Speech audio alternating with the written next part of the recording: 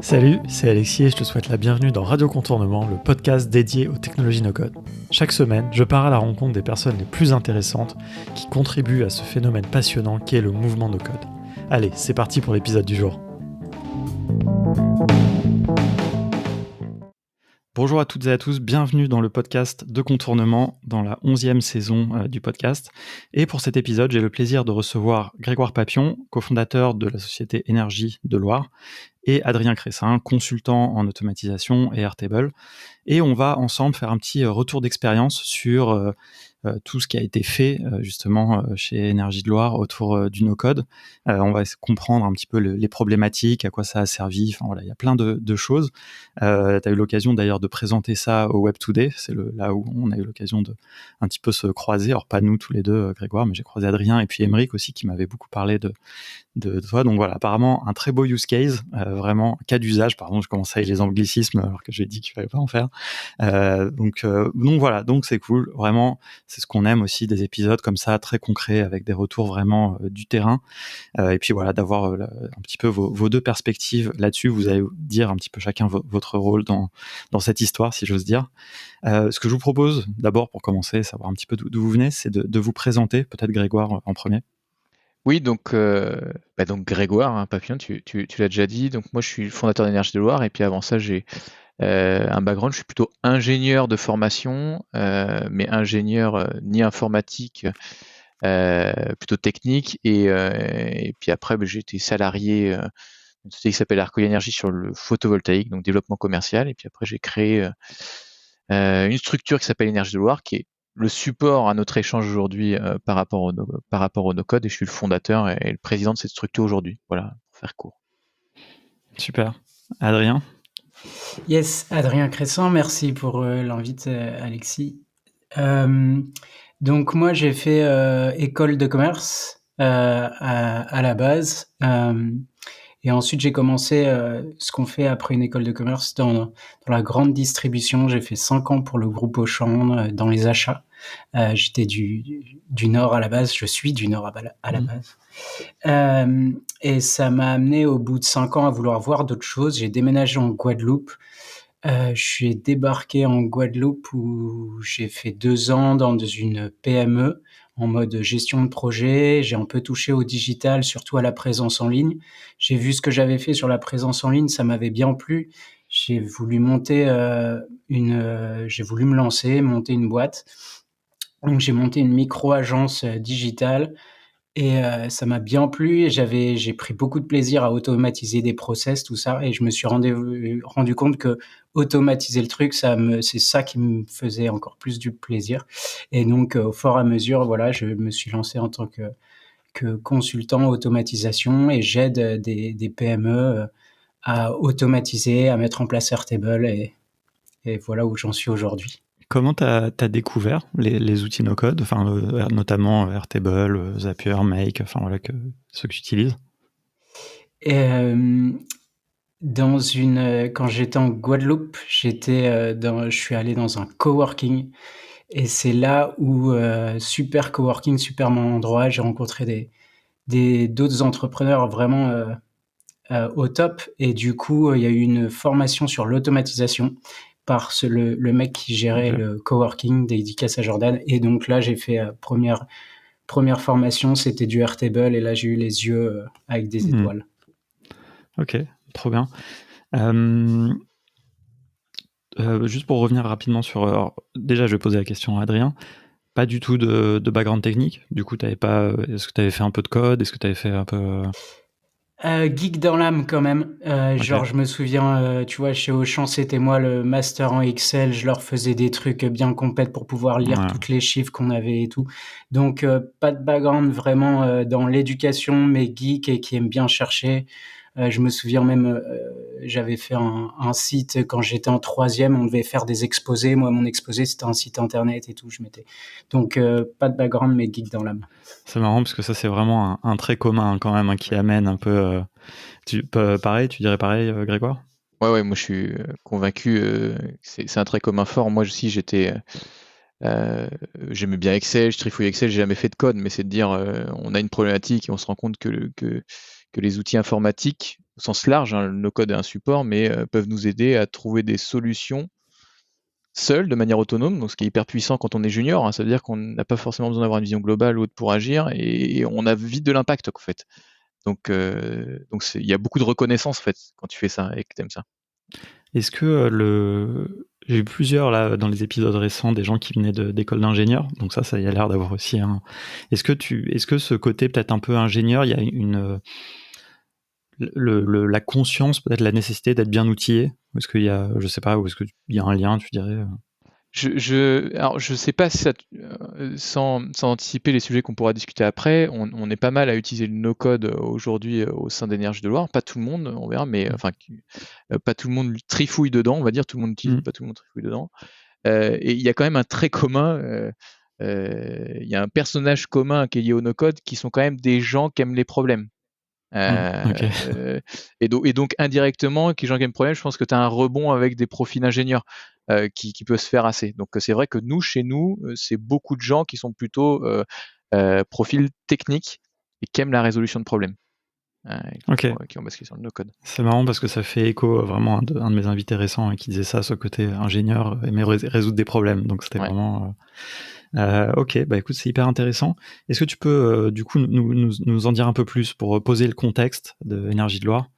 Oui, alors Énergie de Loire, c'est une société qui construit des centrales photovoltaïques. Alors les panneaux photovoltaïques, on en entend beaucoup parler en ce moment, vous les voyez sur les toitures des particuliers. Nous, on fait principalement chez les professionnels. Donc notre métier, hein, ça va de vendre un projet, hein, donc au terrain, donc chez nos clients, de le dimensionner, hein, combien de câbles on met, combien de panneaux, voilà, combien de matériel électrique, de le faire installer, nous on sous-traite l'installation, et puis après même de faire la maintenance de cette centrale. Donc vraiment de A à Z, en tout cas on est là de A à Z sur un projet photovoltaïque, et à la fin ce qu'on fait, hein, en interne, c'est beaucoup un métier d'études, d'ingénierie et de suivi de chantier. Mais à la fin, ce qu'on fait, c'est du travail terrain. Alors on le sous-traite, mais à la fin, c'est des panneaux qui sont installés sur site. Hein. Juste pour comprendre, moi, c'est un truc où je connais pas grand-chose, mais comme tu dis, on en entend beaucoup parler. Quand on a un particulier, est-ce que il y a quel est j'ai envie de dire, je vais poser la question un peu bêtement, on va dire, quel est l'intérêt de se faire installer des panneaux solaires? Et est-ce que tu vois ce côté central quand tu dis, enfin, est-ce que tu vois, c'est un truc où on peut commencer à produire de l'énergie, pas que pour soi, la revendre, enfin, c'est comment ça marche un petit peu tout ça si tu devais un peu abstraire pour des gens qui sont un peu qui connaissent pas comme moi, quoi.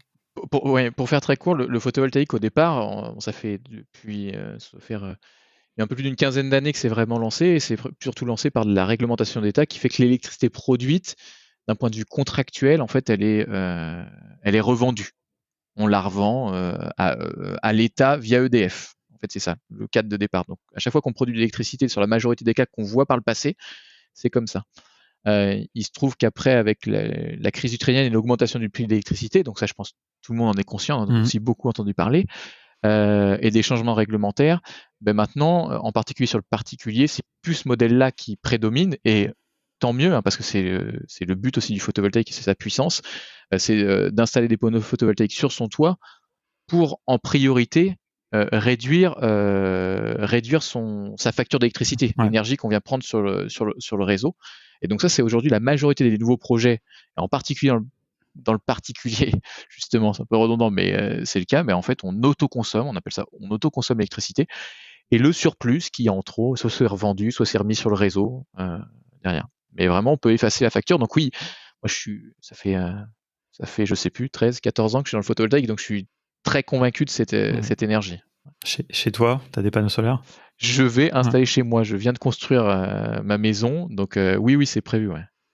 Ouais, ça c'est quand même bon. Déjà, quand on a un appartement, c'est plus compliqué, quoi. Enfin, c'est légèrement. Il commence à faire des systèmes à plugger sur le balcon, à brancher sur une prise. Voilà. Oui, j'ai vu. D'ailleurs, il y a une boîte qui est à Nantes, non? Oui, tu as BIM, une start-up qui s'appelle BIM, qui fait ça à Nantes et qui est de plus en plus connue parce qu'elle distribue aussi sur des grandes chaînes maintenant de bricolage, je crois. Et c'est vraiment au No-Code Summit. Ouais, c'est ça. Il y a eu une présentation. Je me souviens plus comment s'appelle cet entrepreneur. Là, c'est un Américain. C'est ça, qui a un startup studio. Je veux dire une bêtise. Ouais, bon, ouais, les gens iront chercher. Non, mais il était invité, je crois, il y a pas très longtemps sur Génération Do It Yourself, et ça avait l'air effectivement intéressant. D'ailleurs, il y a un truc, peut-être tu vas pouvoir m'expliquer, que j'arrivais pas à comprendre. Il disait que, désolé, hein, là j'en profite mais j'aime bien des fois, je profite, tu vois, pour comprendre des trucs qui n'ont rien à voir avec le no-code. Mais parce que donc il disait, donc c'est des panneaux solaires que tu fixes sur ton mur, je crois, ou un truc comme ça, Oui, vraiment en mode particulier, et tu branches sur le secteur. oui.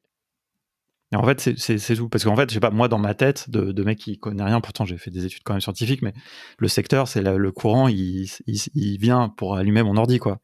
Mais ça va dans l'autre sens, en fait, aussi. Ben là, ça va dans l'autre sens. Mais c'est vrai que c'est des sujets qui n'existaient pas trop avant. C'est depuis qu'on essaye d'avoir des petits modules. Mais typiquement, moi, les centrales que je fais, c'est pas du tout comme ça. Je me branche sur le tableau électrique ou Ouais. directement au point de livraison, et je me branche pas sur la prise électrique parce qu'on a beaucoup plus de puissance à amener. Mais oui, totalement, ouais. Et donc, de fait, quand tu branches, bah, eux, en tout cas, leur truc, ça alimente, ça contribue à alimenter ton réseau. Écoute, Ouais. a priori, je t'avouerai que j'ai jamais trop creusé, et moi je suis pas, alors je suis le profil ingé, mais je suis pas le profil élec, donc moi je suis Ok. dans le Ouais. photovoltaïque. Donc en fait, je vais te dire pareil, une bêtise en disant précisément comment ça fonctionne. Est-ce que ça fonctionne à chaque fois et c'est juste naturel, ou est-ce qu'il faut faire une petite adaptation ou une prise secteur spécifique? Je saurais pas te répondre. C'est mon associé qui saurait mieux te répondre que moi Ouais. là-dessus. Ok, bon, écoute, c'était vraiment, j'en profitais, mais bon, c'est une Tu vraie as bonne raison. digression dès le Tu début as raison. qui n'a vraiment pas de rapport. Mais justement, revenons peut-être au sujet un petit peu du no-code. Déjà, juste très rapidement, depuis combien de temps ça existe? Combien de personnes vous êtes dans la boîte? Alors, Énergie de Loire, ça existe maintenant depuis un peu plus de 5 ans. On est presque 80 personnes Ok. sur Énergie de Loire. Donc, ça a grossi très vite, surtout dernièrement. Et puis voilà, on travaille Pays de la Loire-Bretagne, donc on a un secteur assez restreint. Mais par contre, pour te parler un peu de projet, parce que ça permet de faire le pendant avec Ouais. la problématique, faut imaginer que nous, aujourd'hui, on doit gérer 300 projets en parallèle. Alors c'est ça l'enjeu, nous, qu'on a derrière, c'est qu'on a 300 centrales à construire en parallèle. Alors c'est pas qu'on est en mode construction, la maturité des projets est différente. Il y a des projets qui sont juste des projets signés, il y en a d'autres, on est en train de faire le dimensionnement électrique avant de l'installer, et d'autres qui sont en phase chantier.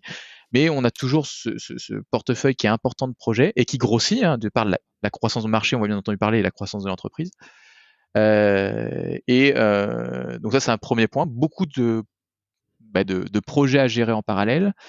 L'autre point, vu qu'on est présent de A à Z, on n'est pas, si je vais caricature, on n'est pas en train de dire, nous, ce qu'on génère, je fais une plateforme de lead, ça fait le parallèle avec d'autres sujets connus qu'on va parler tout à l'heure, où tu as peut-être, je dis une bêtise, 1000, 2000 contacts, tu as beaucoup plus de contacts entrants, mais tu as très peu d'étapes après dans ton process. Nous, finalement, on a 300 projets, mais on a le process global qui est très complexe, en fait, pour aller d'un projet où on ne sait pas ce qu'on va faire à un projet où on a des électrons qui sont injectés sur le réseau, on a tout installé. Il y a beaucoup d'étapes.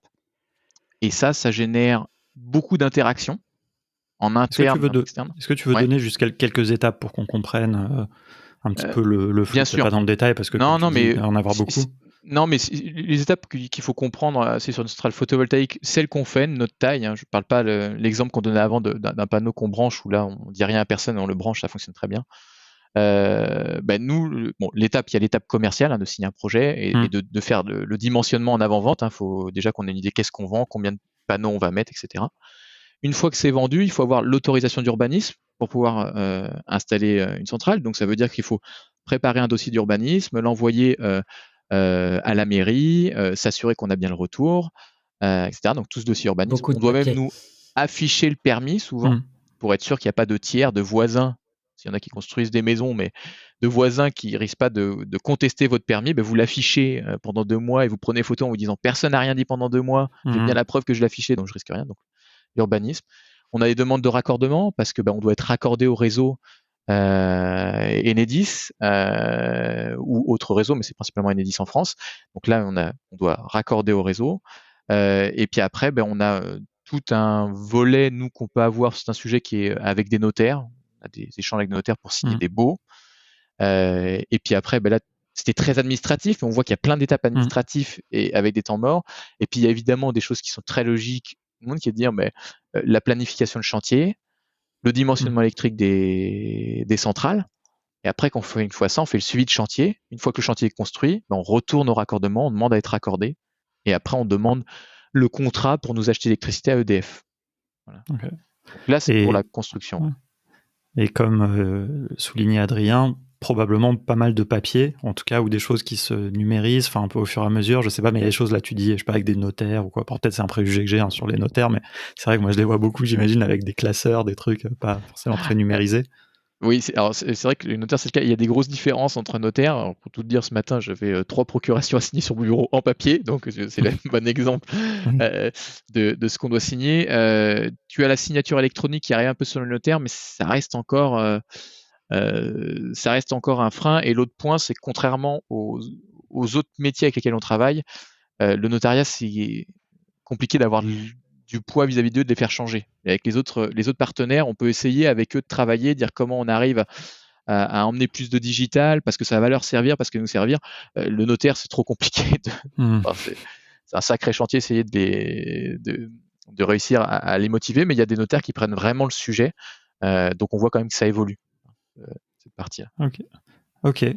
Et alors, pour en venir vraiment un peu à la problématique qui nous intéresse aujourd'hui, du coup, 2 questions qui sont un peu concomitantes, mais c'est qu'est-ce que vous avez voulu résoudre avec le no-code? Enfin, quelle était la problématique? Qu'est-ce qui vous a fait vous dire, ok, bon, là, on va avoir besoin d'automatiser, bon, même s'il y a des choses qu'on soupçonne déjà juste de ce que tu nous dis. Et comment toi, tu as été au courant et tu as connu justement ces outils no-code? Alors le premier point sur qu'est-ce qui m'a fait dire ça, déjà la chance que j'avais, c'est qu'en fait, je dis avant, moi j'étais salarié dans une entreprise qui existe toujours, une ETI qui s'appelle Arcolia Énergie, sur Montpellier, qui faisait ce métier-là, grosso modo. Et donc, moi j'avais déjà un vécu opérationnel sur le sujet, qui était le suivant, qui était de dire, dans le cas de figure que j'ai dit, qui est de dire multiples projets, beaucoup d'intervenants. Il faut imaginer que sur une centrale, on peut avoir jusqu'à 18 parties prenantes différentes sur un projet.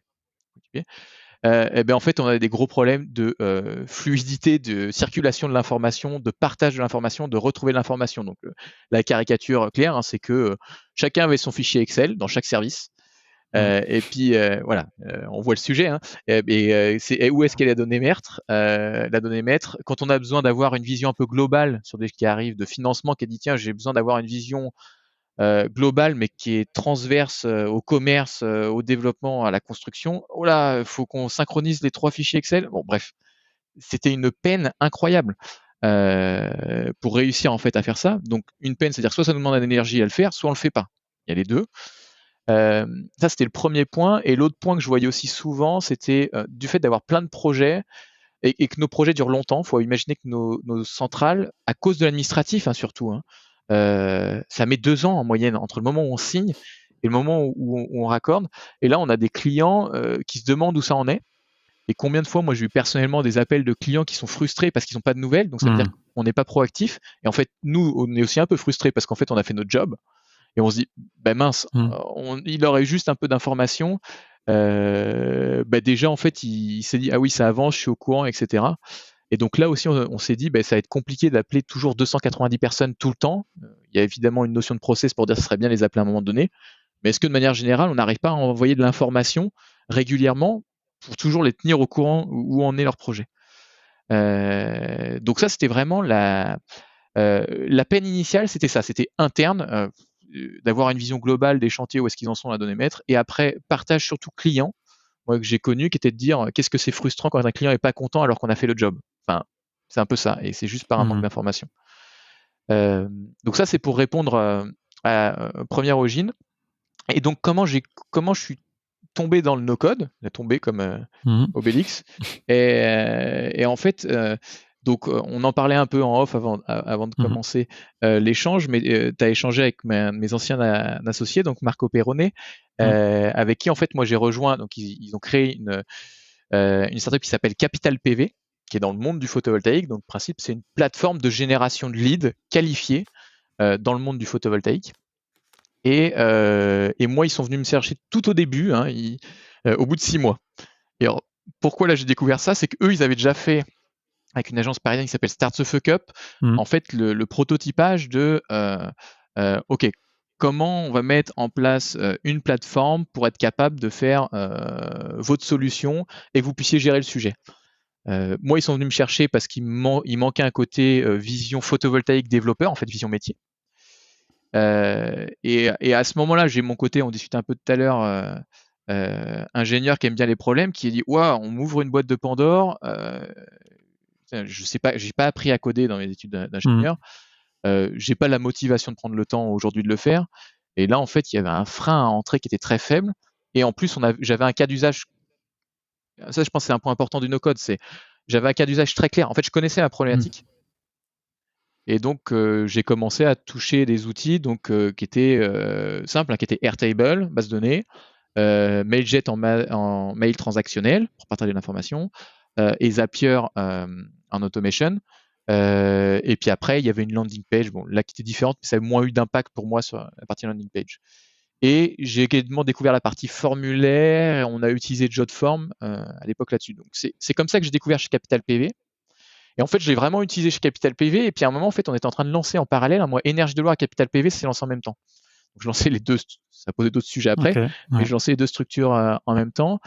Et en fait, alors, je peux pas dire que j'ai pas fait d'études sur la base de données. C'est très rigolo parce que j'en ai fait et je me dis mais qu'est-ce que j'ai pas écouté parce que en fait j'ai réalisé, en fait, j'ai pas réalisé la puissance de la base de données, j'ai réalisé la puissance de Airtable. Mais en fait, indirectement, j'ai réalisé la puissance de la base de données dans ma problématique de départ. Airtable rendait la chose simple, accessible, mais du coup, je me suis rendu compte, j'ai discuté avec mon associé sur Énergie de Loire et je dis David, on est au tout début. Écoute, on rédige nos process, donc on a commencé, je pense, à faire comme beaucoup de gens. On était vraiment dans un garage. En plus, je me souviens, on bossait pas dans le garage. Il se trouve qu'on était dans un garage pour l'occasion là, pour se retrouver 2 jours. Et puis on a fait les post-it, les process. Et en fait, pour nous, en fait, on a juste fait un effet miroir en disant, ok, le process qu'on veut faire, c'est ça. C'est quoi l'effet miroir, ce qu'on veut en partage d'informations, où est stocker l'information, etc. Et en fait, on a vraiment raisonné en disant, on va utiliser Airtable et on va faire ça, et on va mettre des mails transactionnels en parallèle pour pousser de l'information à nos clients, voilà, et les informer. Et donc ça, c'était le point de départ. Et donc du coup, on s'est dit, Airtable, on va l'utiliser, ça va être notre outil de gestion de projet. Enfin, on se l'est dit sans se le dire en fait, on l'a pris. Et on l'a pas benchmarké, ça c'est un autre point que je dis après, mais j'ai pas de regret par rapport à ça. C'est qu'en fait la solution était là, était top. J'ai pas fait d'analyse de mon besoin, j'étais vraiment dans une configuration de dire, je sais que j'ai ce problème, oh tiens, il y a ça, c'est top. Il y a Airtable qui existe, c'est top. On fait matcher. Je regarde pas s'il y a mieux.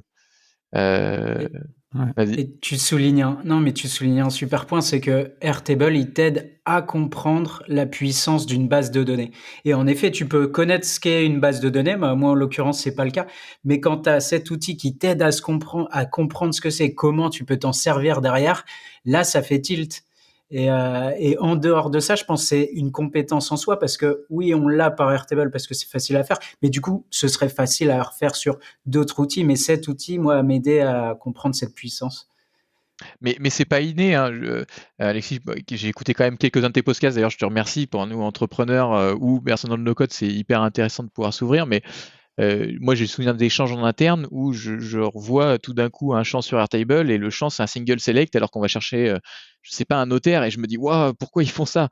Mais les gens n'ont pas le réflexe et même quand on leur explique, c'est pas inné. Ça paraît, et je jette pas la pierre parce que c'était pas inné pour moi au départ et c'est en le pratiquant que j'ai compris la puissance.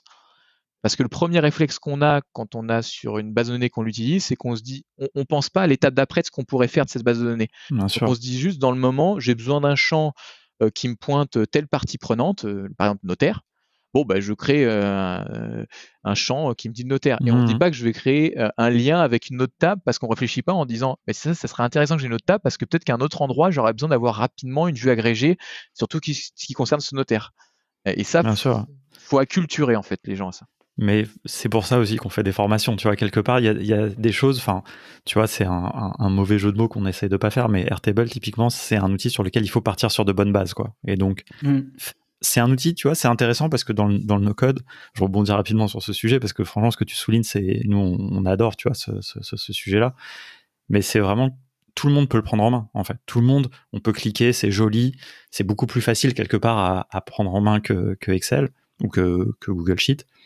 Mais pour bien comprendre, soit tu apprends un peu dans la douleur parce que tu vas faire des erreurs puis tu vas te rendre compte, soit avec une petite formation aussi, tu acquiers quelques-unes de ces notions pour ensuite faire quelque chose d'évolutif. Mais après, dans tous les cas, même avec une de nos formations ou une autre, je veux dire, Après, c'est l'expérience, en fait. Il faut avoir fait des tas de bases de données, avoir schématisé, designé plein de bases de données pour être sûr que le projet d'après, tu vas bien designer, quoi. Tout ne s'invente pas non plus, quoi. Totalement, t'anticipes. Nous, les étapes qu'on a vécues après, en fait, si je reprends moi pareil mon expérience, au départ, je faisais quoi?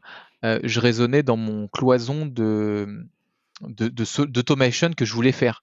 Je raisonnais pas global. Et donc, dans cet axe-là, c'était quoi ma formation? C'était de prendre un tuto, c'est de cramer les tutos sur YouTube sur un besoin spécifique et jamais de prendre une vision globale du sujet.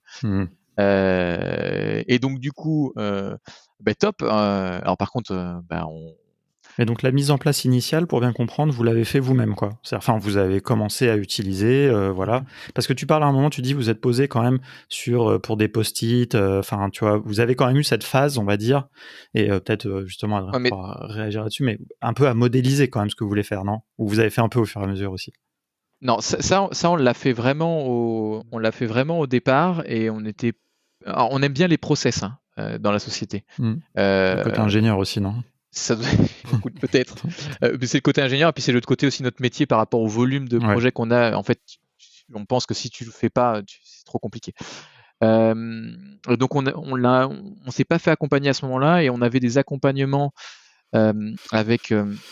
Je m'excuse, je m'excuse, j'ai pas son nom. Donc Thomas de l'agence qui s'appelle Essentiel, je crois qu'il est basé à Strasbourg. Thomas que j'ai interviewé aussi il y a très longtemps. Là, tu me plonges dans les tout débuts du podcast. Wow. Je crois que c'est l'épisode numéro 5 avec Thomas et 22 avec Marco. Voilà, sur c'est rigolo. Sujet-là. Et donc, du coup, mais Thomas nous venait, on le prenait pas en vision globale. À ce moment-là aussi, c'était une erreur que je conseille. Tu l'as dit, faut un moment acquérir une vision un peu globale du sujet, parce que sinon on fait des erreurs, et nous on en fait encore, on essaie de corriger. Nous on raisonnait que en nouvelles features. Donc en fait on posait notre truc cloisonné en disant tiens, ça serait bien de faire ça, et donc en fait je posais la question à Thomas, je veux faire ça. Thomas il dit je te fais ça, et il faisait bien son job. Il est très pointu en plus, effectivement, il a ce truc, il est aussi bon dans cette vision globale, mais il est aussi très pointu pour faire un truc spécifique. Enfin, il a un usage de Zapier et d'Airtable très très très avancé. Donc, mais juste pour faire une petite incise justement là-dessus, toi Adrien, quand tu démarres un projet avec un client que tu accompagnes, c'est quoi un peu les étapes que vous faites? Comment est-ce que tu comprends un besoin?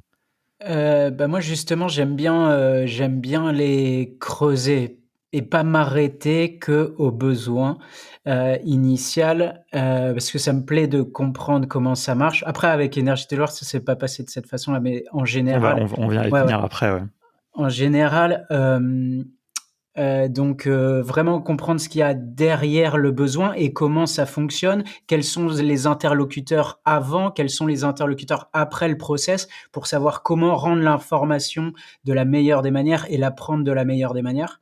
Et du coup, des fois, on se rend compte justement qu'en fait, les specs du projet qui partaient comme ça, il peut couvrir et être beaucoup plus efficace si on va le prendre un tout petit peu avant et qu'on va le rendre un peu après, ou des fois un tout petit peu avant et qu'on peut faire un tout petit projet A avant le gros projet B, ou des choses comme ça. Donc moi, j'aime bien vraiment au début faire un scope et un petit diagramme qui va montrer OK, le projet, on va le prendre là, à partir de ce besoin-là, pour arriver jusque-là, et qu'on sache un peu les tenants et les aboutissants et quelles applications on va utiliser avant de rentrer dans une phase où on met les mains dans le cambouis. Ok, on va voir justement comment on vous en arrivez à la collaboration. Mais du coup, vous, qu'est-ce qui a fait que vous êtes passé d'un moment où vous avez fait vous-même un peu tout, et le moment où vous avez fait intervenir des gens extérieurs? Si tu veux, au départ, au niveau du no-code, ça, je pense qu'il y a une logique un peu. Tu vois, on est 80 maintenant, on n'est plus une startup. Au départ, quand tu es une startup, tu as deux choses qui sont importantes. La première, c'est que tu as tout le monde qui est proche de toi, et il y a un état d'esprit qui est un peu identique. C'est que c'est des personnes qui sont quand même plus intéressées par ce qu'il est possible de faire que par le pendant qui pourrait être de l'autre côté, qui est de dire oh là, c'est le bordel parce que tout n'est pas carré. Qui est normal, tu te lances. Donc là, il y a un état d'esprit un peu identique, et donc il y a très vite une proportion de personnes qui ont une appétence pour faire du no-code qui est élevée. Et on verra, à mon avis, qui baisse avec le temps, mais qui est, à mon sens, intéressant. qui est à mon sens assez normal. Donc ça, c'est le premier sujet. J'essaye de réfléchir à trouver le second sujet que j'ai perdu sur le fil. Cela dit, ça c'est une remarque très intéressante. Je m'étais jamais fait cette réflexion et on n'a jamais. Mais je trouve que ça paraît du bon sens quand tu le dis. Enfin, ça paraît logique ce côté très peut-être un peu maker, cet état d'esprit quand tu lances une startup que un peu tout le monde doit avoir dans le bateau, quoi. Et puis qui se dilue peut-être un petit peu au fil du temps. Je sais pas si c'est une fatalité ou pas, mais c'est vrai que c'est intéressant comme. Mais si, parce que nous aujourd'hui à 80, on fait attention à quoi? Et donc dans le monde des startups, ils parlent. Je sais pas nous comment on se définit, on est plus entre guillemets traditionnel, on n'est pas dans le monde de la tech, mais on parle de scale-up ou autre. Donc c'est-à-dire qu'à un moment, tu arrives au début, tu dois créer ton produit, créer ta chose. Donc là, tu es que dans le fait de dire, tu es dans le fait de build, de créer des choses qui vont te permettre à la fin d'être capable d'exécuter et de délivrer à tes clients. Nous aujourd'hui, on est une phase où on délivre à nos clients régulièrement. Donc en fait, la passe de ce qu'on délivre est énorme. Et je pense que ça, toute boîte dans la tech doit connaître ça, qui est de dire maintenant, on a 1000 clients au jour le jour, donc j'ai moins le temps de m'occuper à essayer de faire des nouvelles features, des nouveaux outils. Donc ça, c'est une problématique qui est très prégnante, qu'on essaie de gérer. Et l'autre point après, plus tu recrutes, plus tu as des gens aussi dont tu as besoin, mais aussi qui aiment un cadre plus carré. À l'inverse, au début, tu as besoin de ce côté innovant. Et donc, comment tu arrives à garder ce côté innovant? Parce que l'autre point, moi, que je fais un parallèle, c'est que le no-code, je juge que c'est un support d'innovation pour les services métiers. Donc, du coup, faut réussir à faire cohabiter les deux. C'est tout notre casse-tête actuel, on va dire. Donc ça, c'est le point de départ pour revenir. Donc, on grandit comme ça avec le no-code et un peu le défaut quand on commence, hein, les conseils, ça coûte cher.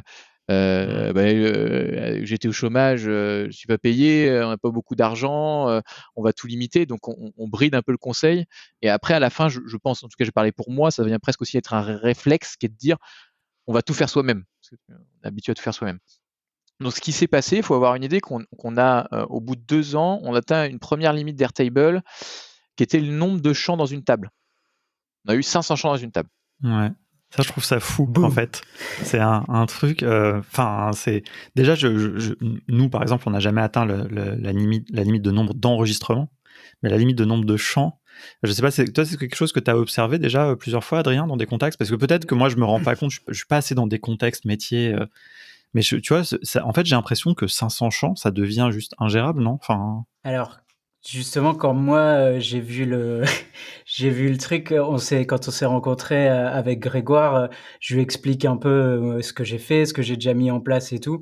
Et lui, il m'explique là où il en est. Puis à un moment donné, il me sort son ordi, il me sort sa base. Et là, je vois le truc, je fais ah ouais, non, moi je fais plutôt passer des boîtes de 0 à 1 sur Airtable. Vous êtes plutôt du niveau de 4 à 5, tu vois. Et clairement, j'étais dans un truc que j'avais pas vu. Et voilà, en fait, du coup, ça c'était la première interaction qu'on a eue. Mais derrière, il y a eu des besoins spécifiques sur lesquels je suis rentré. Et en arrivant sur ces besoins spécifiques, en fait, on s'est rendu compte de pas mal de choses déjà sur lesquelles on pouvait, il y avait du conseil à apporter, il y avait une homogénéisée, on devait homogénéiser toutes les parties, tous les no-codeurs, toute la partie maker. Parce que justement, en fait, c'était trop bien. Moi, franchement, quand je suis arrivé chez EDL, c'était Disneyland Paris, j'étais super excité. Il y avait des makers de fous qui avaient déjà franchement un sacré niveau, hein. Des fois, j'étais impressionné du niveau qu'il y avait déjà en place. Et en fait, c'est que du coup, c'était trop fort parce que surpuissant, chacun venait automatiser leur process sur leur partie métier, donc énorme. Mais par contre, chacun le faisait dans son coin.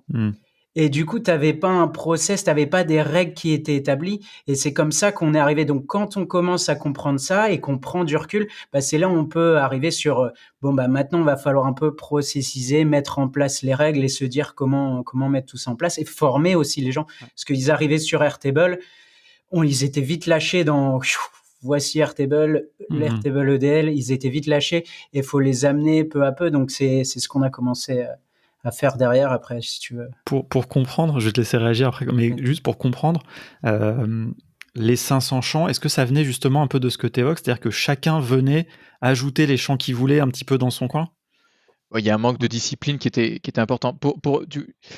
Là, c'est plutôt une conviction. Je pense qu'au départ, on n'aurait pas été capable de faire une base parfaite parce qu'en fait, on n'avait pas. Ouais, Même si on a dessiné notre process, en fait, on voit bien qu'entre ce qu'on avait au début et maintenant, on est beaucoup plus expert et puis il y a beaucoup plus de sujets, donc c'est beaucoup plus pointu, donc ça évolue.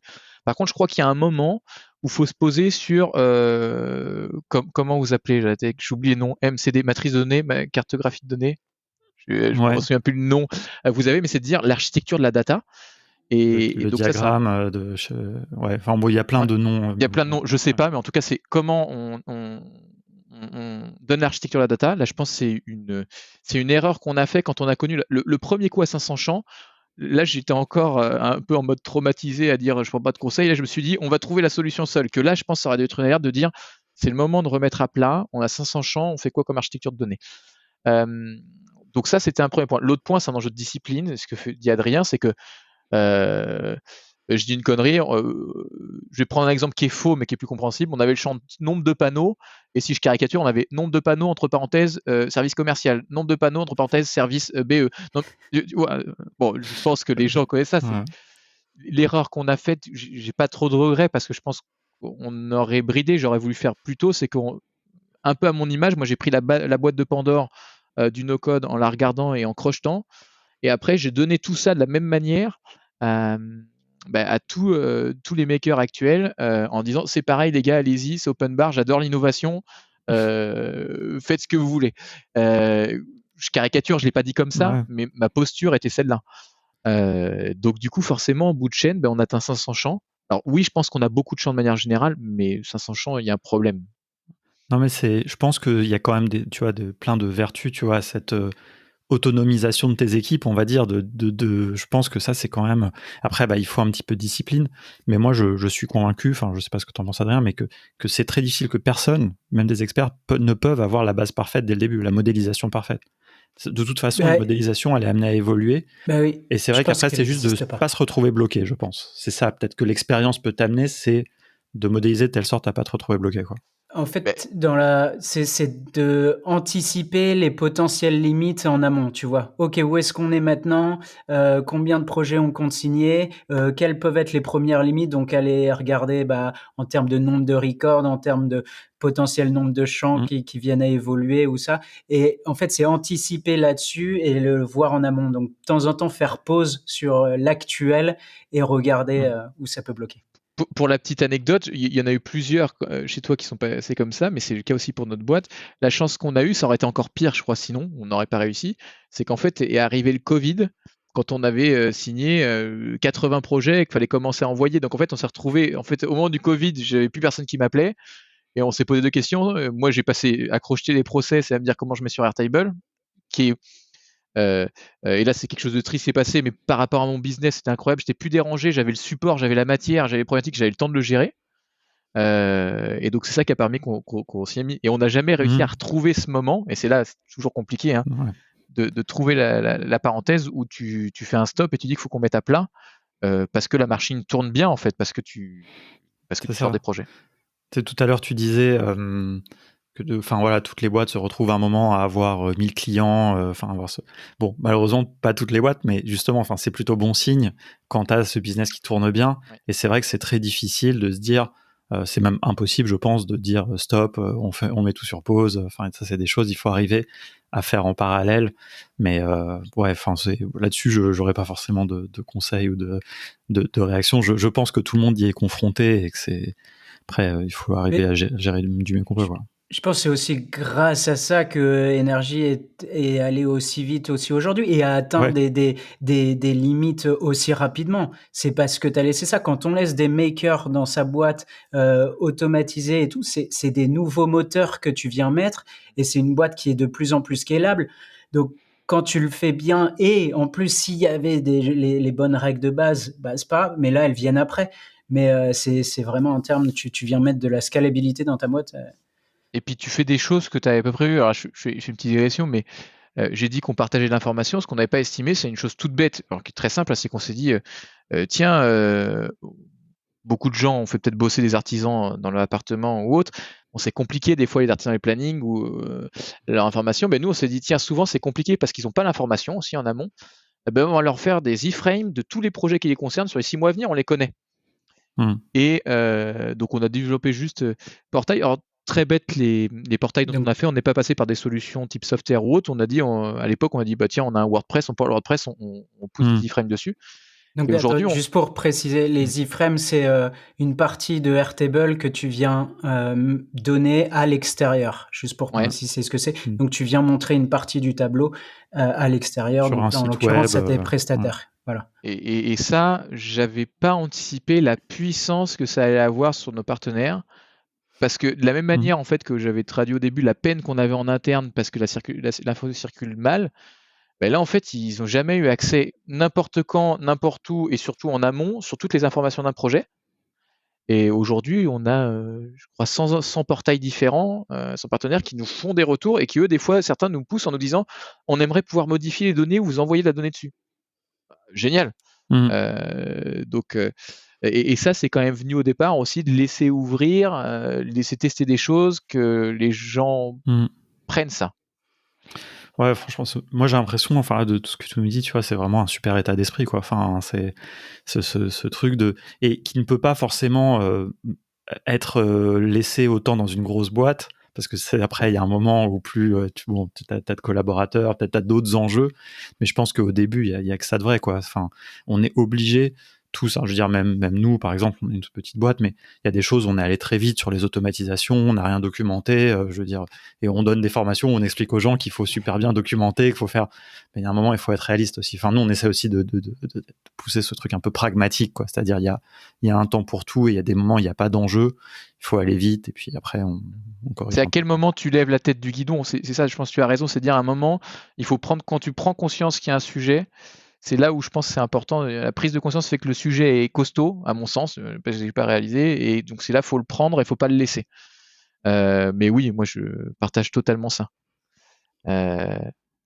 Et du coup, pour en venir un peu à la collaboration, parce que ça, je trouve que c'est aussi un sujet qui est vachement intéressant et que les auditeurs et les auditrices potentiellement peuvent avoir besoin, c'est de comprendre comment est-ce que on interagit avec des consultants et des experts no-code, et tu vois, enfin un peu, déjà comment ça s'est passé votre choix, puis j'aurais peut-être la question inverse d'ailleurs pour Adrien, pour savoir aussi comment toi est-ce que tu trouves des clients, mais voilà un peu, tu vois, vous Grégoire, tu vois, quand vous avez dit bon ok, on a besoin...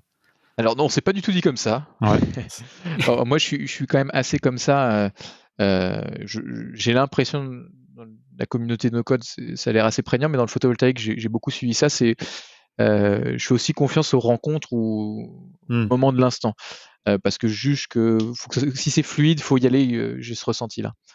Et en fait, c'est tout bête, hein, c'est que de la même manière, je te dis au début, on était dans notre garage à faire des process avec des post-it. Un peu plus tard, on avait loué une salle et on a fait la même chose, sauf qu'on écrivait aussi un peu sur le tableau, et on n'a pas effacé le tableau en partant, qui était un espace de coworking. On n'a pas du tout effacé, je sais pas. Okay. Et il se trouve qu'Adrien, c'est là-bas, il a dû voir des mecs qui écrivaient il y avait écrit Airtable, des trucs. Adrien racontera, je sais même plus ce qu'on avait écrit.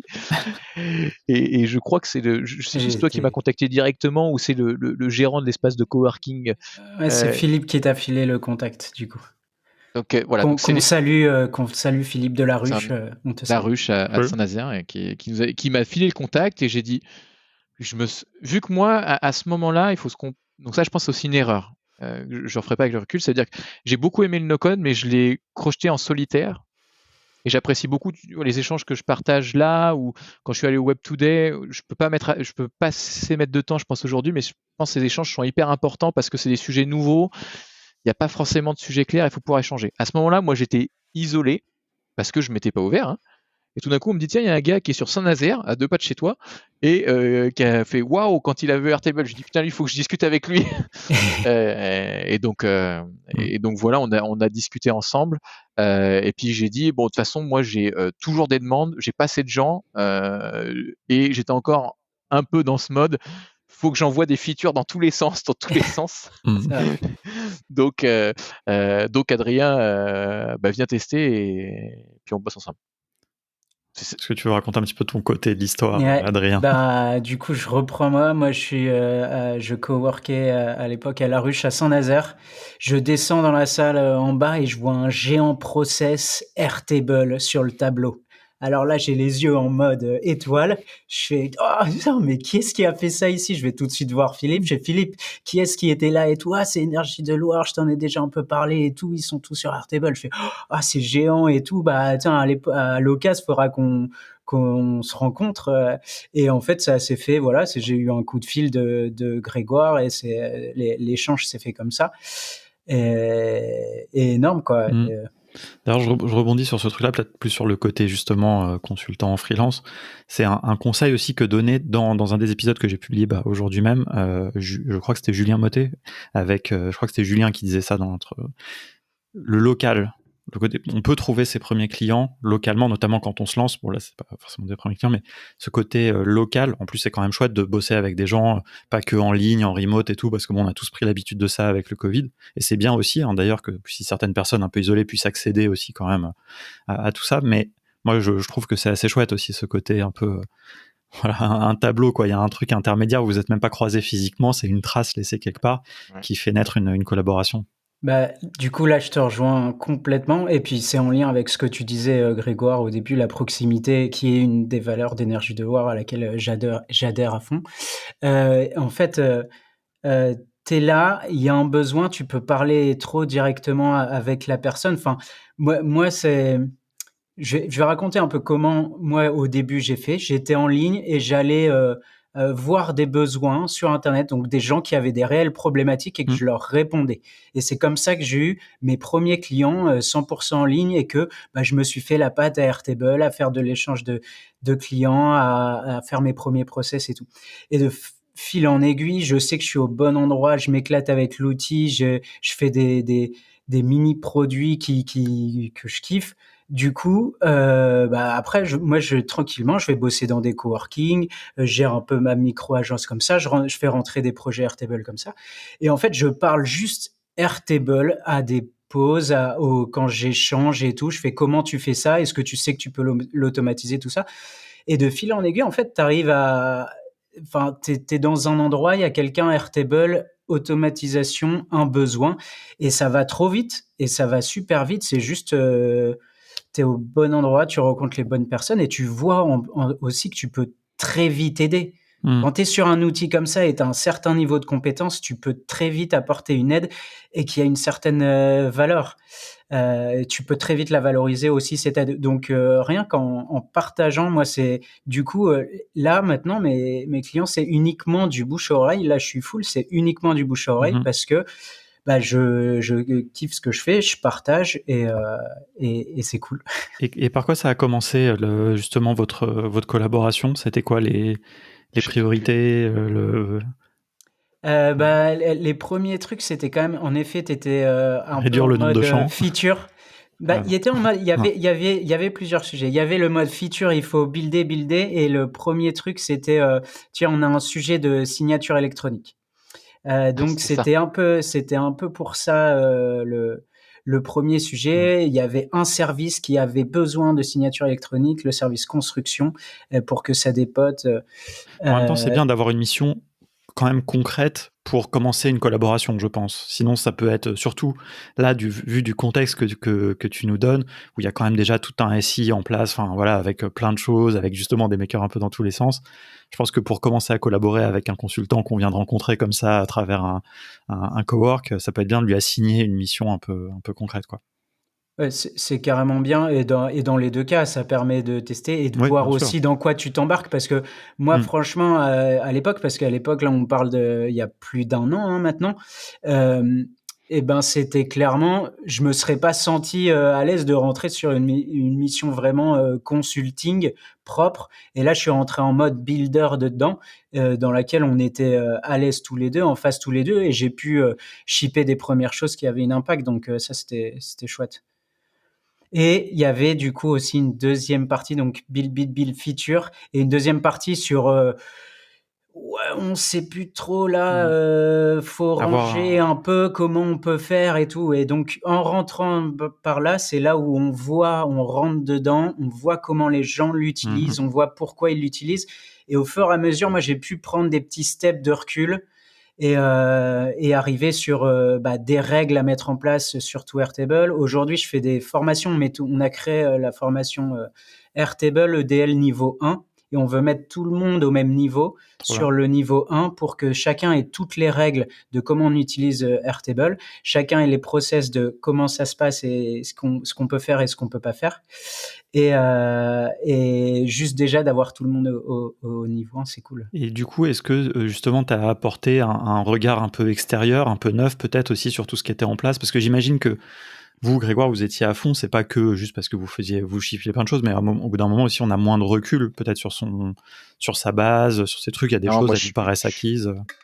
Ça, je crois que c'est d'autant plus... Alors, je pense que de manière générale, un texte, c'est un sujet, parce que je pense que ça évolue vite, le no-code aussi, c'est un moment des œillères, parce que nous, on n'a pas le temps de regarder toutes les stacks, toutes les évolutions, de regarder notre structure, on est la tête dedans, que ça soit sur notre outil, que ce soit comment il est architecturé, ou les types d'outils qui existent, ou ce qui évolue sur notre outil. Donc ça, je sais que c'est des sujets de réflexion qu'on a déjà avec Adrien, quand Adrien envoie maintenant aussi une petite news aussi souvent pour dire tiens, il existe soit une nouvelle feature ou soit un nouvel outil intéressant, parce qu'on se rend compte que nous, on est tellement dedans qu'on a besoin de nous sortir un peu de ces sujets-là. Et oui, à force, on dit un peu enfermé. Alors, on voit le problème, mais c'est surtout qu'à force, on va en discuter du problème là de l'architecture, mais c'est une vraie peine depuis 1 an et demi. Et ce qui est compliqué pour moi, alors, c'est que pour résoudre ça, alors, encore une aparté, c'est que on a aujourd'hui un service IT. On a 4 personnes dans le service IT. Et par personne, c'est Axel que je prends au service IT. Alors pour l'anecdote, on va dire, j'étais cohérent dans mon côté entêté, c'est que je me suis dit tiens, je sens que si je pouvais faire si j'avais un mec qui maîtrisait JavaScript, je pourrais faire des features encore mieux. Voilà, vraiment, t'as compris comment j'étais encore en mode vraiment bulldozer, la tête dans le guidon. Et en fait, il est arrivé et je pense Axel, au début, ça a été dur parce qu'il a vu les sujets, mais lui, il a perçu le risque. On a eu des discussions avec Axel sur les niveaux de sécurité au début, où pour moi, je pense que c'était un peu le choc des civilisations, parce que je me suis dit, mais je caricature, mais qu'est-ce qui m'embête avec la sécurité et moi, ce que je veux, c'est builder, c'est d'aller plus vite. Et du coup, il y a eu vraiment une phase d'adaptation costaud avec Axel, et pour à la fin, à la conclusion où Axel est aujourd'hui le service IT, et finalement, il build et il code quasiment plus, parce qu'en fait, il y a une réflexion qui est de dire, là, il y a un sujet d'organisation du service, de procédé discipliné, cette partie-là. Nous, après, pour dire un peu, donc l'histoire des 500 champs que je disais en rigolant tout à l'heure, on l'a fait en interne et hop, c'est bon, on n'était plus bloqué. Et 1 an plus tard, boum, 500 champs à nouveau. Et donc on dit bon mince, il y a quand même une problématique. Et donc là, on est en phase vraiment de reprendre l'architecture de données, mais vu qu'on l'avait jamais faite, et en fait que chaque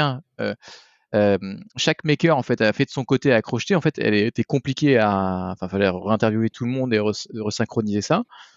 Donc ça on l'a fait, et là aujourd'hui le question qu'on a, c'est que moi l'année dernière, quand on voit le sujet, je me dis bon, il faut qu'on ait un projet d'évolution de notre SI.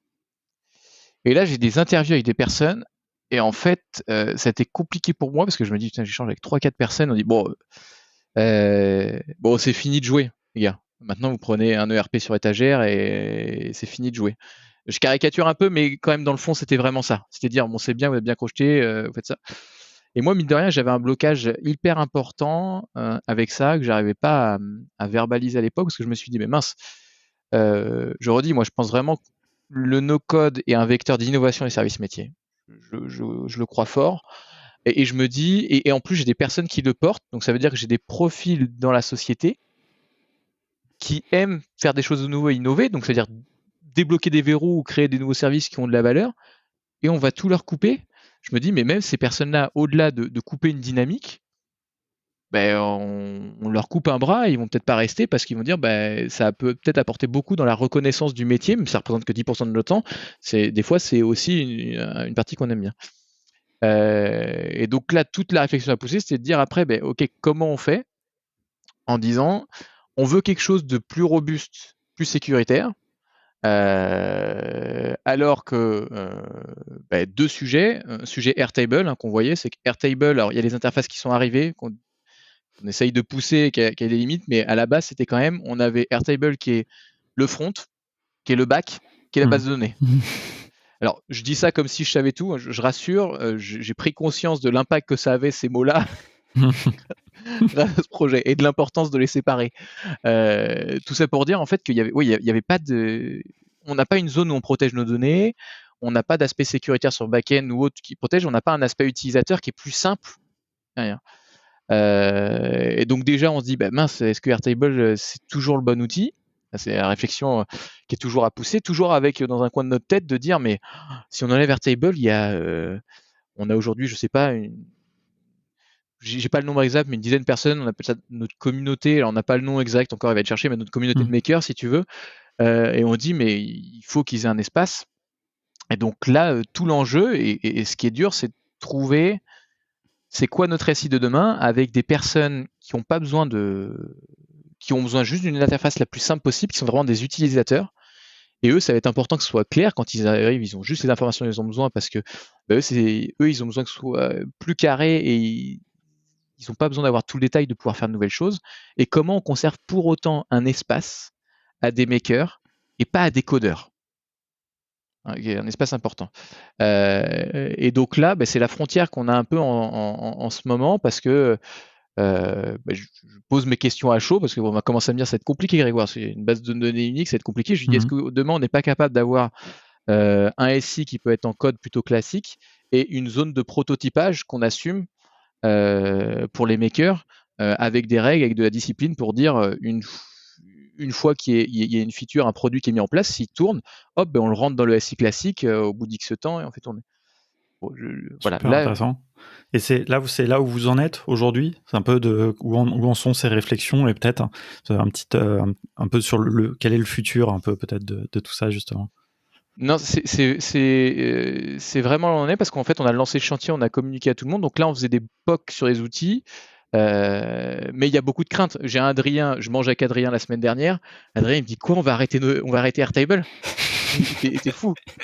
Et voilà, il dit, je dis non mais c'est pas ça, mais il y a un endroit où on voit bien alors il faut qu'on le fasse en conscience, hein. On a toujours la crainte de faire le mauvais choix vu l'impact qu'a eu Airtable, mais on a besoin de quelque chose de plus structuré à un endroit et on a besoin de laisser la place. Donc là on est dans les phases de POC, mais on commence à être confronté justement à cette problématique que je viens de dire. On s'est rendu compte de dire on peut pas laisser la communauté à côté, il faut qu'on lui laisse une espace d'expression et ça serait bien que ce soit le même outil quand même. Ils ont tous capitalisé des compétences, des connaissances dessus. Si on leur met pas l'outil, va y avoir un problème. Et là, du coup, on est rentré dans une phase un peu d'interview de personnes pour avoir le ressenti si c'est quelque chose de faisable, cette partie-là. Vas-y. Pour mettre juste du contexte là-dessus, il faut savoir que du coup, chez Énergie de Loire, il y a vraiment, quand on dit une dizaine, c'est une dizaine de personnes qui savent utiliser Make, qui gèrent bien sur Airtable, qui savent faire des automatisations à 5, 10, 15 steps. Donc on est quand même dans des gens qui sont des vrais makers et qui sont des no-codeurs, quoi. Et donc moi, quand j'ai vu du coup ce qui se mettait en place pour le SI, j'ai bien aimé. Grégoire, tu l'as mis tout en haut de la liste des critères, c'est garder l'autonomie des métiers sur cette partie-là, sur l'automatisation, sur ce qu'ils maîtrisent. Et ça, je pense que pour moi, c'est une des raisons pourquoi Énergie de Loire en est arrivé jusque-là aujourd'hui en termes de réussite et d'expansion et tout. Et du coup, c'est trop bien de garder ça comme critère numéro 1. Super. Et peut-être que je peux faire juste un petit retour d'expérience sur aussi le Airtable. Parce que la première chose à faire et qu'on a vu et qu'on a souhaité mettre en place aussi, c'est tiens, limite de 500 champs. Pourquoi dès qu'il y a eu les interfaces, on n'a pas fait passer tout le monde sur les interfaces? Et là aussi, il y a eu des petites choses, on a pris des petites leçons. C'est qu'on avait mis l'IT et on a fait, voilà, on est limité en champ parce qu'il y a trop de droits ouverts à tout le monde et ça bosse directement sur la base de données. Et ce qui est encore très bien pour des boîtes, je pense, de 10 personnes, tu vois, ça va encore. Dès que tu peux mettre de l'interface, c'est sûr, tu as plus de sécurité. Donc nous, on a voulu très vite mettre de l'interface pour cadrer les process pour certaines personnes et qu'ils aient juste leur surface de travail, qu'ils aient à voir uniquement ce dont ils sont responsables. Et donc, c'était très bien. Et en fait, on a fait aussi la petite erreur, je pense, et c'est ce qu'on se dit avec le recul et avec le service IT, et avec Grégoire, c'est que on a voulu prendre un peu le métier, prendre le brief, tu vois, de loin et de se dire, on a les compétences pour faire leurs interfaces et on leur rendait une interface. Et on s'est rendu compte qu'en fait, en faisant ça, tu brides déjà des gens qui ont leurs habitudes sur Airtable à faire de leur côté. Du jour au lendemain, tu leur mets une interface et tu leur dis ça va se passer comme ça, et ton interface, elle est jamais parfaite en un rendu. Et en fait, la petite leçon qu'on a prise, c'est plus former les gens à faire leur interface ou avoir quelqu'un vraiment du service métier qui est avec eux et qui fait l'interface, comme il y a Lucas qui le fait bien, et donc il build l'interface en live avec eux et il prend des retours en live et il vient la transformer en live, et là on a une adhésion qui est beaucoup plus forte au sujet de l'interface qui est quali. Ça, c'est clairement un point important à souligner. Et si on élargit au no-code, c'est la capacité. Le cahier des charges, moi, j'ai pas connu avant, mais j'avais cet a priori-là avec la tech qui était dire faut que je définisse un cahier des charges de ce que j'ai besoin. Donc, déjà, la barrière, elle est énorme. Premier point, il faut que je me pose pour définir ça. Deuxième point, mais en fait, souvent, je crois, en tout cas dans les sujets qu'on porte, le cahier des charges, on l'a pas exactement au départ, et en fait, c'est en pratiquant qu'on le définit. Autant en voyant les possibilités qu'en se rendant compte des contraintes, et puis tout ça fait en voyant, le service métier il tire très vite là-dessus pour tester ça. Et ça, c'est quand même une force du no-code, c'est de casser la barrière de cette histoire de cahier des charges, c'est ce qui permet d'avoir vite des features. Alors, l'autre pendant, c'est que c'est la dérive que tu peux avoir si tout le monde fait ça, qu'on vient un peu d'échanger. Mais c'est une vraie force et je crois qu'il faut réussir à le conserver, parce que j'ai eu des échanges, alors je t'en ai un retour, mais avec des personnes qui m'ont dit mais je connais une méthodologie pour faire un cahier des charges hyper simple. Ah, mais le problématique c'est que c'est quand même un frein, et l'autre point qu'il y a, c'est que je crois qu'un maker, ce qu'il aime, c'est d'appuyer tout de suite sur le bouton. Il appuie sur le bouton, ça fonctionne. Alors ce serait bien de le faire en phase de test ou autre avant que ce soit directement en phase de prod. Mais tout de suite, il voit que ça fonctionne. Et tout de suite, il est en train de dire ah, ça fonctionne pas très bien, je vais changer ça, etc. Et donc, c'est tout de suite grisant. Alors moi, j'ai l'impression d'avoir toujours un peu la passion, alors que ça fait longtemps que je le fais plus opérationnellement, mais j'étais grisé par ça au tout début. Et je crois que c'est vraiment un moteur qu'il faut réussir à ne pas perdre. Donc vraiment, il faut que les services métiers, j'ai déjà dit, mais qu'on arrive à retrouver l'interface sur le sujet. Mais c'est un sujet que tu as pas mal abordé, et que nous, on a IT versus métier. Est-ce que le no-code va changer suivant les structures, la zone de périmètre et la limite? Moi, je vais essayer de pousser parce que je viens pas d'IT, donc j'espère que je suis pas dans le déni, c'est ma seule crainte, mais que les métiers puissent faire un peu de sujet. Mais en fait, on est en train de se dire, nous, on veut que les métiers aient une petite partie, l'IT une autre, essayer d'avoir que l'IT aspire partout. C'est ce qu'on souhaite. Bah écoute, on pourra refaire un épisode dans 1 an et continuer à avoir votre retour. Non, mais parce que ce sujet-là, je pense que personne ne l'a vraiment craqué. Je pense que ce que dans les grandes entreprises, on appelle un peu le citizen developer, déjà, bon, j'aime pas du tout ce terme, en plus je pense que c'est un mythe, un peu, parce qu'en fait c'est un peu des trucs, c'est beaucoup du marketing de OutSystem et Mendix et de tous ces outils. Moi, je suis pas vraiment convaincu, déjà, bon, dans une entreprise, je sais pas pourquoi on parle de citoyens, mais bon, ça, je vais pas trop pinailler sur les mots, mais je pense pas que tout le monde doive non plus mettre les mains dedans. Mais à l'opposé, je ne crois pas que les métiers doivent écrire des cahiers des charges, parce que je pense pas, et je serais curieux de savoir cette méthode, mais moi, de toute ma vie, tous les cahiers des charges que j'ai lus, ils étaient jamais... Enfin, je veux dire, c'est... À un moment, on a besoin de poser ses idées. Mais le cahier des charges, franchement, je connais aucun dev qui a lu des cahiers des charges, ils supportent pas ça. Donc c'est les chefs de projet qui essayent de les lire pour les traduire aux devs. Enfin, c'est un truc, et personne n'arrive à en lire correctement. Il y a rien qui ne vaut la discussion, l'échange, l'observation, la compréhension. Et ça, c'est le rôle pour moi des consultants, ou de quelqu'un dans l'organisation, d'être... Voilà, enfin, il y a plein de modalités, mais ce qui est sûr, je suis assez d'accord, c'est que les outils no-code permettent d'aller plus vite et de faire dans Airtable en même temps qu'on comprend le besoin, et on peut vérifier si c'est un maker, on va dire, qui est assis à côté de quelqu'un qui vient plus des métiers. Il peut dire est-ce que ça correspond, tu testes, et puis sinon, non, on rajoute des champs, etc. Enfin, vraiment ce truc, et ça vaut 10 000 cahiers des charges, quoi. Enfin, Ouais, totalement. Et après, est-ce que certaines personnes peuvent construire elles-mêmes ce dont elles ont besoin? voilà, tout ça. Après, là, en fait, pour moi, c'est une gamme un peu comme ça. C'est un spectre, en fait, où tout le monde est plus ou moins un petit peu maker, mais pas tout le monde ne peut aller mettre les mains dans Airtable, je pense. C'est un peu une illusion, quoi. Totalement d'accord. Et sur le nom, c'est un vrai débat. C'est un débat aussi chez nous parce que tu appelles comment ces personnes-là, donc c'est transverse, et pour que ce soit compréhensible de tous. C'est-à-dire que, enfin, bon, Citizen Developer, alors ce qui est fou, c'est qu'il y a même, au final, j'ai le service exploitation qui recherche, j'ai vu, il m'a pas dit, il balance une offre Citizen Developer, il l'a appelé comme ça. Ah ouais. Et je m'en dis non, oui, il recherche, Clément a dit, non, il me faut quelqu'un, je vais prendre quelqu'un, il faut un stage en apprentissage, à 100% du temps, j'ai trop de sujets à faire, donc il a appelé comme ça. Mais par contre, c'est un vrai sujet en interne de personnes qui sont pas dans la mouvance no-code ni tech. T'appelles Bien comment sûr. pour que ce soit compréhensible? Au début, pour le moment, on a un vrai débat, on les appelait référents IT. Référents IT, je déteste ça, ça me semble tellement passif. Et on sait pas ce que c'est, on a l'impression que c'est une boîte aux lettres, mais du coup, il y a un enjeu de naming qui est important. Ouais. Ça, c'est un vrai sujet. Alors là, non seulement j'ai pas la réponse, mais en plus, on y travaille et c'est un vrai truc, quoi. En plus, ça m'énerve un peu tous les titres qui sont en anglais. Mais bon, après, ça, c'est pas. Mais bon, je trouve ça un peu dommage qu'on n'arrive pas à trouver non plus des noms. Mais il y a le product builder qui s'impose un petit peu, mais ça désigne quelque chose.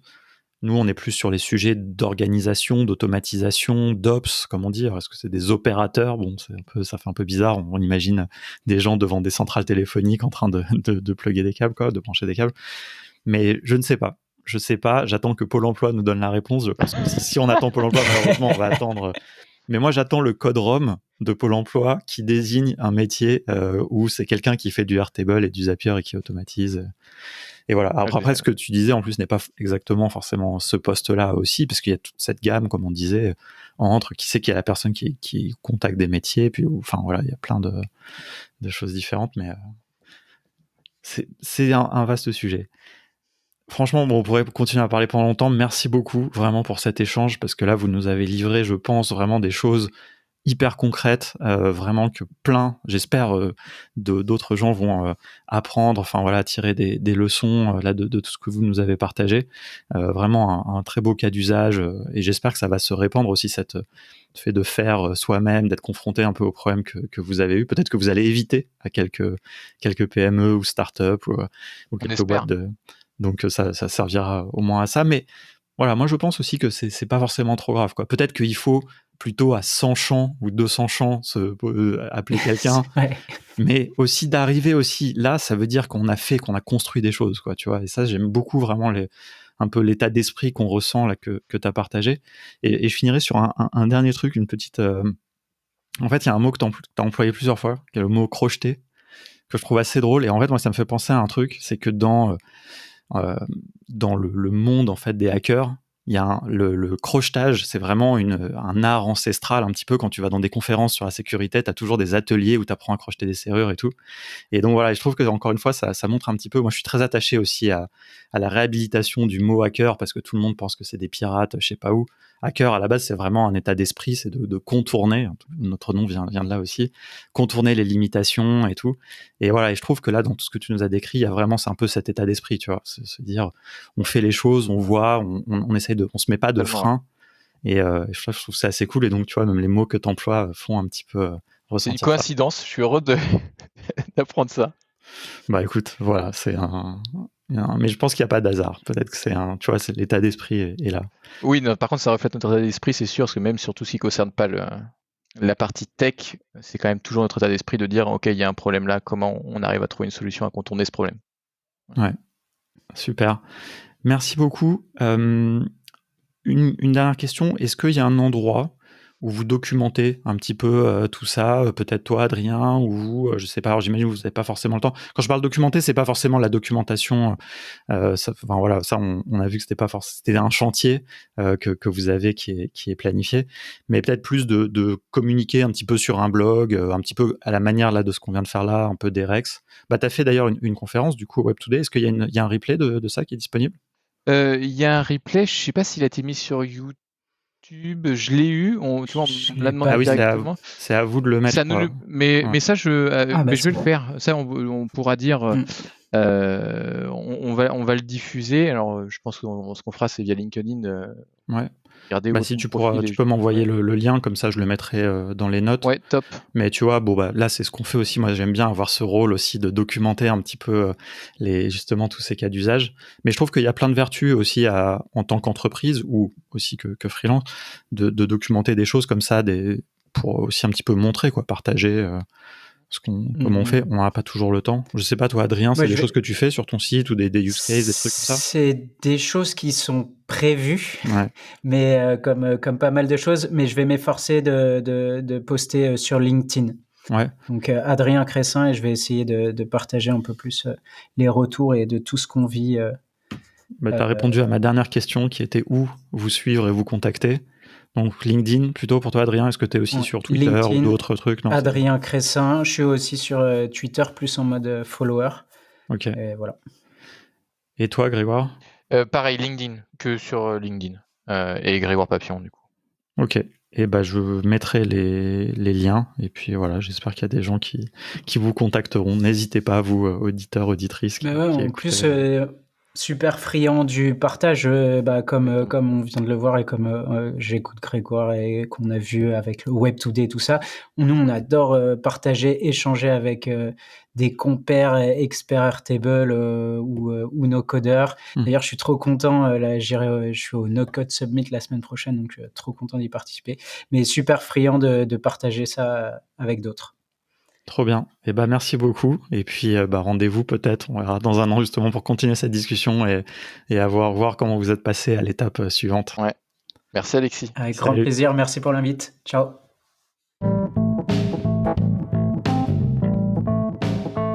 Merci beaucoup d'avoir écouté cet épisode jusqu'au bout. Si tu entends ce message, c'est vraiment que tu es allé jusqu'au bout de l'épisode et certains sont très longs, donc vraiment je t'en remercie. Il ne me reste qu'à te souhaiter une bonne semaine en attendant le prochain épisode. Si jamais tu veux être sûr de ne pas le rater, je te recommande de t'abonner dans ton outil de podcast préféré. Et si vraiment ça t'a plu, mais genre vraiment et que tu as envie de me faire plaisir, n'hésite pas à envoyer cet épisode à 2 personnes à qui tu penses que ça peut l'intéresser. Même déjà une, ça sera très bien. Je dis 2 pour copier le fameux gimmick de Génération Do It Yourself. Allez, à bientôt.